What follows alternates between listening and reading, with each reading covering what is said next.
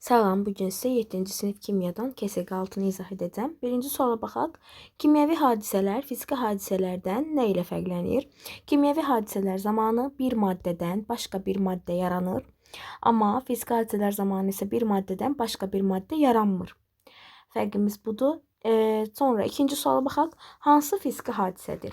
A. Suyun donması. Su donan zaman tərkibində hər hansı bir dəyişiklik baş vermir. Yalnız aqreqat halı dəyişir. Yalnız aqreqat halı dəyişirsə, artıq bu fiziki hadisədir. B-yə baxaq. Odunun yanması kimyəvi hadisədir. Yeməyin bişməsi kimyəvi hadisədir. Qidanın həzmi də kimyəvi hadisədir.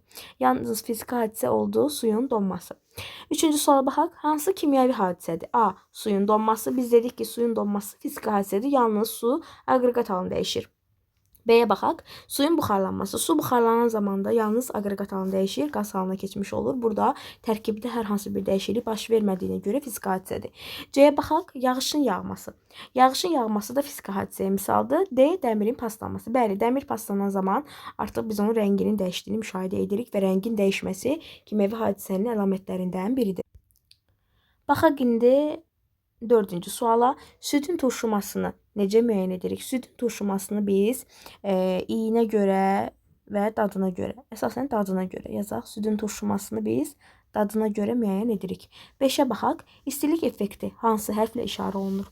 İstilik effektini biz Q hərfi ilə işarə edirik. Əgər egzotermik reaksiyalardırsa müsbət Q, endotermik reaksiyalardırsa mənfi Q ilə işarə etmiş oluruq. 6-cı suala baxaq. Egzo sözünün mənası nədir? A variantı daxilə, xeyr, daxilə sözü endodur. İstilik sözü isə termos istilik deməkdir. Egzo sözünün mənası xaricə deməkdir. 7-ci suala baxaq. İstiliyin udulması ilə gedən reaksiyalar necə adlanır? Biz demişdik ki, istilik effektinə görə reaksiyalar iki qrupa bölünür. Egzotermik və endotermik reaksiyalar. Əgər istilik udulubsa, endotermik sözündə D hərfi var. Udmaq sözündə də D hərfi var. Belə yadda saxlayın. İstiliyin udulması ilə gedən reaksiyalar endotermik reaksiyalardır. 8-ci suala baxaq. Termos sözünün mənası nədir? A variantını verib xaricə. Xaricə egzo xaricədir. B daxilə, endo daxilə deməkdir. Amma istilik termos sözünün mənası istilik deməkdir. Daha sonra 9-cu suala baxaq. İstiliyin ayrılması ilə gedən reaksiyalar necə adlanır?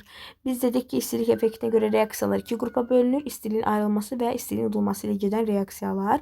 İstiliyin ayrılması ilə gedən reaksiyalar egzotermik reaksiyalardır. Egzo sözünün mənası xaricə, termos isə istilik deməkdir. 10-cu suala diqqət yetirək. 10-cu sualda bizə nə deyir? Deməli, kimyəvi reaksiyaların əlamətləri hansılardır?